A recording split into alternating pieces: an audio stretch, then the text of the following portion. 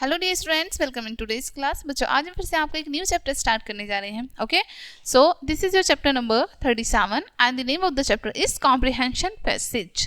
ठीक है, आज हम कॉम्प्रिहेंशन पैसेज रीड करने वाले हैं। ओके, इनमें क्या होता है कि हमें ना पैसेज दिए हुए होते हैं जिनको हमें रीड करके उनके क्वेश्चंस के आंसर करने होते हैं। ठीक है, सो बेसिकली ये स्टोरी टाइप में दिए होते हैं, बट ये पैसेज दिए होते हैं हमें। ठीक है, स्टोरी नहीं होती हैं और उसमें से रीड करके हमें क्वेश्चंस के आंसर देने होते हैं। ठीक है, चलिए स्टार्ट करें। अब यहाँ पर आपको दिए हैं कॉम्प्रिहेंशन पैसेज। मस्तिष्क की शक्ति से समझने का कार्य है जिसमें प्रश्न के उत्तर भी दिए जाते हैं। ठीक है, यानी कि क्वेश्चन के आंसर दिए जाते हैं पैसेज को रीड करने के बाद। Okay, let's start. The Ramayana is the most popular read book in India. By far, a large number of people read and recite it with devotion. ठीक है, रामायण के बारे में आप सभी ने सुना ही होगा। ठीक है, ये एक ऐसी पुस्तक है जो कि बहुत ज़्यादा पॉपुलर है। ठीक है, इंडिया में बहुत ज़्यादा फेमस है और बहुत सारे लोग इसको बहुत ही भक्ति भाव से सुनना और पढ़ना पसंद करते हैं।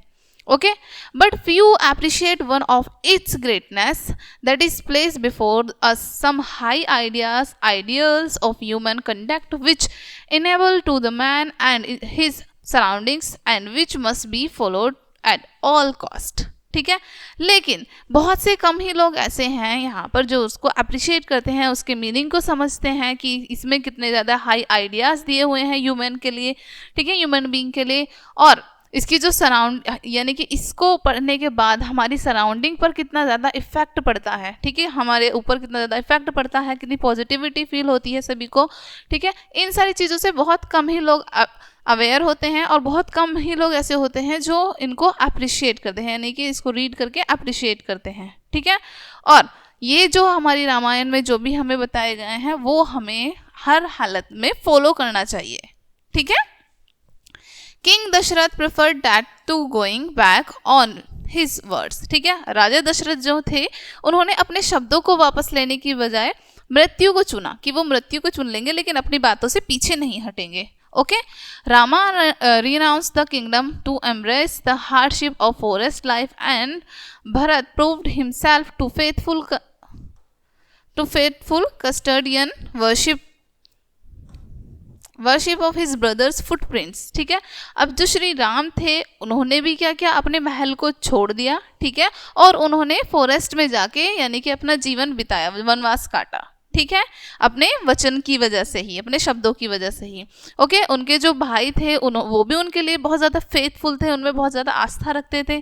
ठीक है, उनके जाने के बाद उन्होंने वहाँ पर राजगद्दी को नहीं संभाला, उनके पद चिन्ह जो थे, उनके पैरों के जो चिन्ह थे उनको उस राजगद्दी पर रखा और वो उनकी प्रतीक्षा करते रहे, उनकी पूजा करते रहे। ठीक है, other characters in this holy book stand second to none in their sacrifice of the society. ठीक है, बाकी के जो कैरेक्टर हैं इस पवित्र पुस्तक में हमारे इस सोसाइटी के सेक्रीफाइस के सामने वो बहुत मायने रखते हैं, यानी कि सोसाइटी का सेक्रीफाइस कुछ भी नहीं है। We give a loud thinking to our faith in socialism. ठीक है, यानी कि हमें बहुत ज़्यादा लाउड थिंकिंग करनी चाहिए हमारे सोशलिज्म में।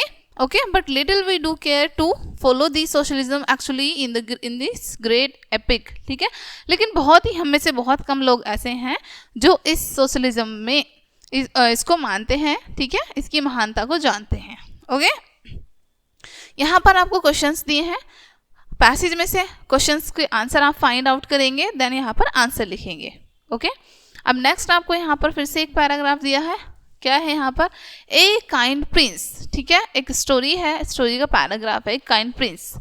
One day Prince Siddharth was sitting in the garden. ठीक है, एक दिन राजकुमार सिद्धार्थ एक गार्डन में बैठे हुए थे। He saw flock of white swans flying overhead. ठीक है, वो देखते हैं कि उनके सिर के ऊपर से एक वाइट स्वैन, हंसों का जो पूरा झुंड है वो उड़ के जा रहा था। Suddenly an arrow shoot up into the air and struck one of the swan. ठीक है, अचानक से एक एरो उड़ के आता है और उनमें से हंसों में से एक हंस को लग जाता है।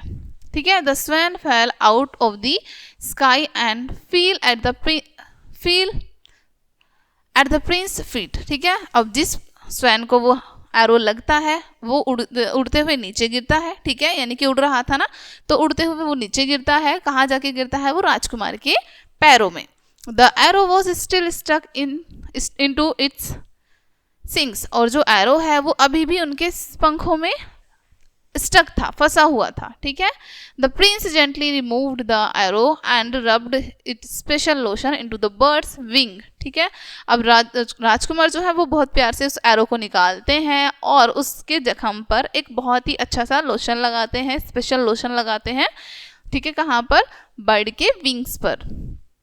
ही took off his own silk shirt and wrapped it around the bird to keep it warm, ठीक है।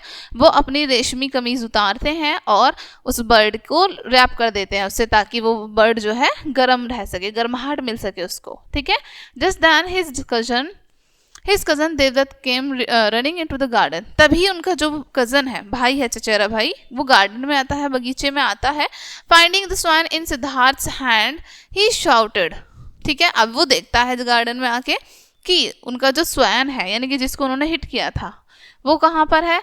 उसके हैंड में है, यानी कि सिद्धार्थ के हैंड में है। और वो चिल्लाता है, हे यू टुक माई स्वैन, अरे तुमने मेरा स्वैन लिया, हंस लिया है, गिव इट टू मी, इसे मुझे दो, आई शूट इट, मैंने इसको शूट किया है, सो इट इज माइन, इसलिए ये मेरा है। But Siddhartha refuse to give him the bird, लेकिन सिद्धार्थ जो है उन्हें मना कर देते हैं बर्ड देने के लिए। He said he had saved its life so it belonged to him, वो कहते हैं कि उन्होंने उसका जीवन बचाया है तो इसलिए ये बर्ड उनका है। Since the two boys could not decide who was the rightful owner of the bird, जैसा कि दोनों जो लड़के थे, राजकुमार जो थे, आपस में डिसाइड नहीं कर पा रहे थे कि वो बर्ड किसका है, उसका ऑनर कौन है। They went to the court, तो वो कोर्ट में जाते हैं, यानी कि राजा के दरबार में जाते हैं।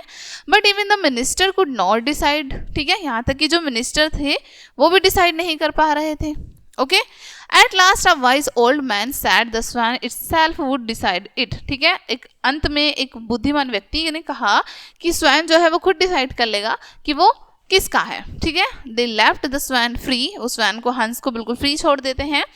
It slowly move towards Siddhartha, वो धीरे से सिद्धार्थ की तरफ जाता है।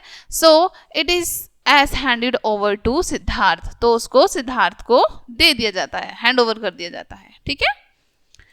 नेक्स्ट आपको यहाँ पर क्वेश्चंस दिए हैं, उनके आंसर्स आप फाइंड आउट करके यहाँ से लिखेंगे। मैंने आपको अच्छे से समझा दिया है ये, ठीक है। यहाँ पे फिर से आपको एक पैराग्राफ दिया है, फादर ऑफ द नेशन यानी कि गांधी जी, जिनको राष्ट्रपिता के नाम से भी जाना जाता है, ठीक है। चलिए रीड करते हैं। Mohandas Karamchand Gandhi was born in Porbandar a small coastal town in western India on October 2, 1869, ठीक है। मोहनदास करमचंद गांधी का जन्म 2 अक्टूबर 1869 में वेस्ट इंडिया यानी कि पश्चिम भारत के पोरबंदर में हुआ था, ठीक है, पश्चिम भारत के पोरबंदर में हुआ था। The name of his father was Karamchand Gandhi, इनके पिता का नाम करमचंद गांधी था।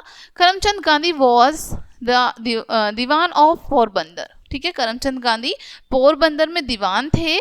Mohandas mother's was Putlibai who was a deeply religious and gentle lady, ठीक है। मोहनदास करमचंद गांधी की जो माँ थी उनका क्या नाम था? पुतलीबाई, ठीक है, जो कि बहुत ज़्यादा रिलीजियस थी, यानी कि भक्ति में रहती थी, ठीक है, भगवान को बहुत ज़्यादा आस्था रखती थी भगवान में वो, और बहुत ही जेंटल थी वो। Little Mohan use to be loving called Monia by his mother, ठीक है।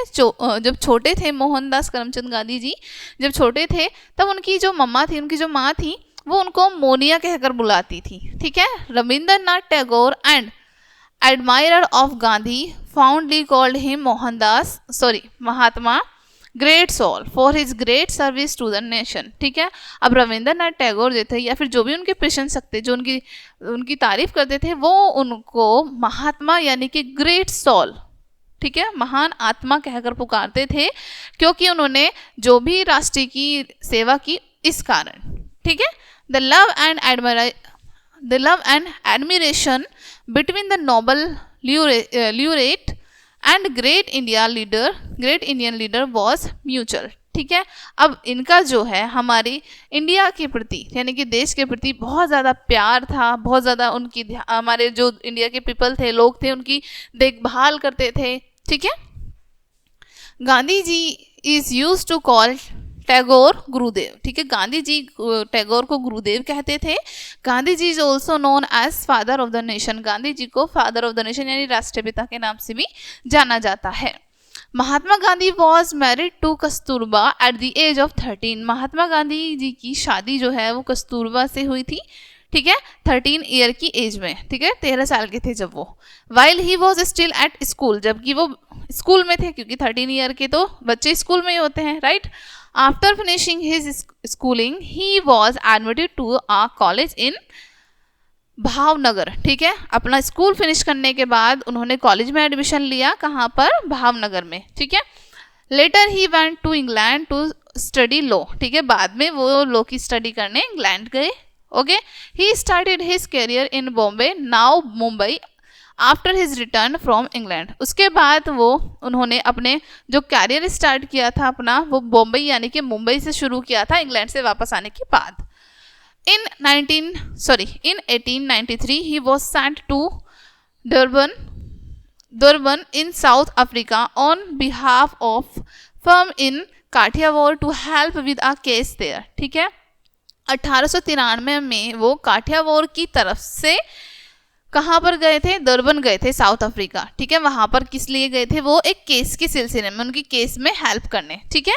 It was in south Africa that Gandhi deceived so badly the native, ठीक है। अब ये साउथ अफ्रीका में जब गए थे गांधी जी को वहां पे डिसीव्ड किया गया बुरी तरीके से, ठीक है।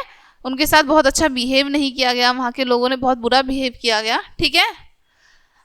Africans and Indians were treated by the British and the Dutch rulers, ठीक है। इनके साथ बहुत ज़्यादा यानी कि जो भी इंडियंस जाते थे वहाँ पर, जो भी इंडियंस होते थे उनके साथ अफ्रीकन जो थे, ब्रिटिश जो थे, बिल्कुल भी अच्छा बिहेव नहीं करते थे, ठीक है।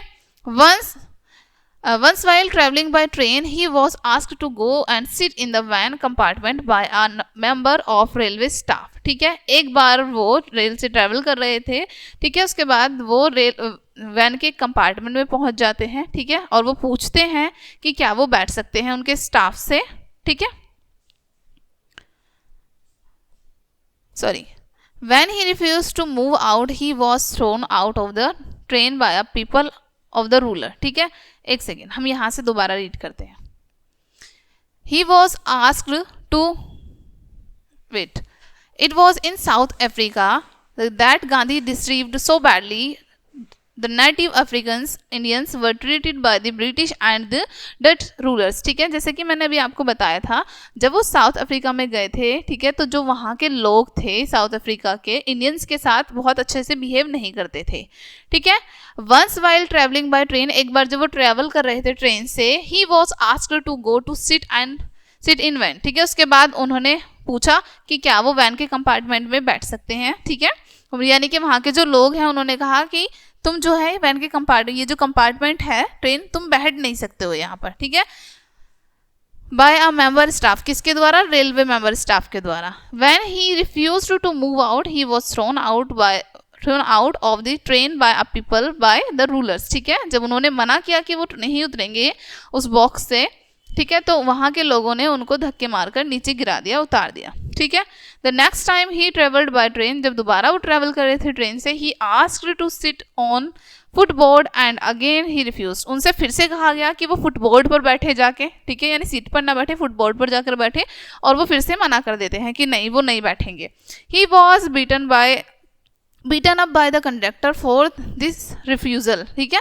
ये जो उन्होंने मना किया था इसकी वजह से वहाँ के कंडक्टर ने उनकी पिटाई की। This time he could not be thrown out of the train as he held on tightly to the brass rail of the train, ठीक है। इस बार वो उनको बाहर नहीं फेंका गया क्योंकि उन्होंने जो ट्रेन की जो ब्रास होती है रेल की, उनको उसको पकड़ा हुआ था, ठीक है, तांबे की ब्रास को पकड़ा हुआ था, तांबे की नहीं, सॉरी, ब्रास को, वहाँ की ब्रास जो होती है रेल की, उसको पकड़ा हुआ था tightly. He won the first step against violence without being violent, ठीक है।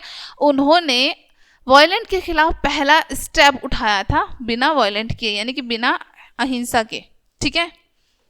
This incident made Gandhi become actively involved in the movement against the exploitation and ill treatment of the people living in South Africa by the foreign rulers. ठीक है, अब उन्होंने ये पहला कदम उठाया था, ठीक है, कि उनके साथ जो गलत हुआ ऐसा बाकी लोगों के साथ गलत क्यों हो रहा है और बाकी लोगों के साथ ऐसा गलत ना हो, इसलिए उन्होंने जो कदम उठाया था, ठीक है।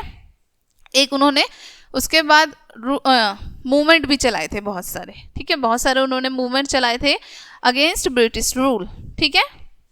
His name became synonymous with protest, ठीक है, उनका जो नेम था वो साइनमस बन गया था प्रोटेस्ट के साथ।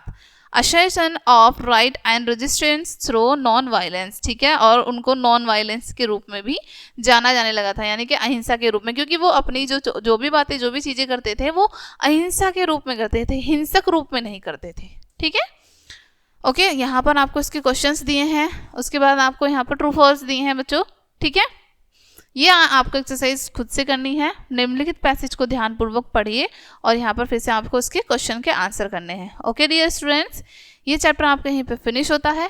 आई होप ये चैप्टर आपको अच्छे से समझ आया होगा।